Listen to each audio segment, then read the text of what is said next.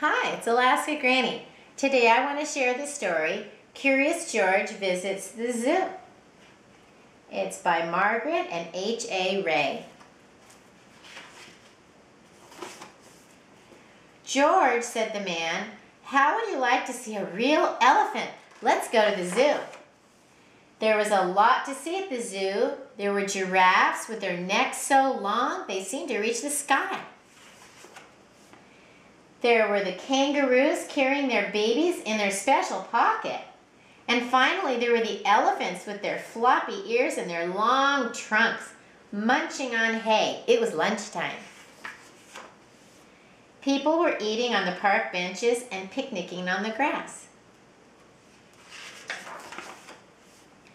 "I'm going to find out what time they feed the lion," said the man with the yellow hat. "Wait here and don't get into trouble."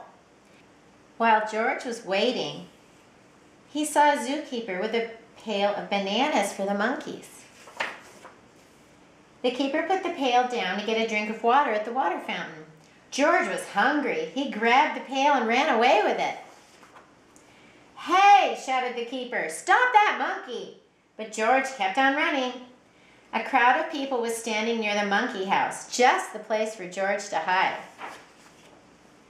Standing by the cage was a little boy holding a red balloon with a long string. Suddenly, one of the monkeys reached out, snatched the string from the boy's hand, and ran to the top of the cage. Then he tried to squeeze the balloon through the bars. The other monkeys started to shriek and scream. The little boy was crying.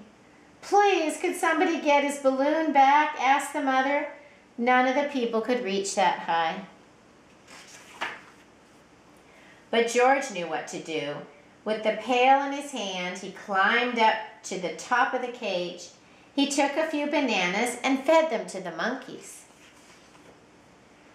While the monkeys were eating, George snatched the balloon and swung down from the cage. He handed the balloon back to the boy. Everybody clapped and cheered. Just then, the man with the yellow hat came running. "George," the man cried, "I have been looking all over for you." "Please don't be angry with him," said the mother. "He saved my son's balloon." "George should not have taken my pail," said the keeper, "but he did feed the monkeys." "And now it's time to feed ourselves, George," said the man. And that's what they did.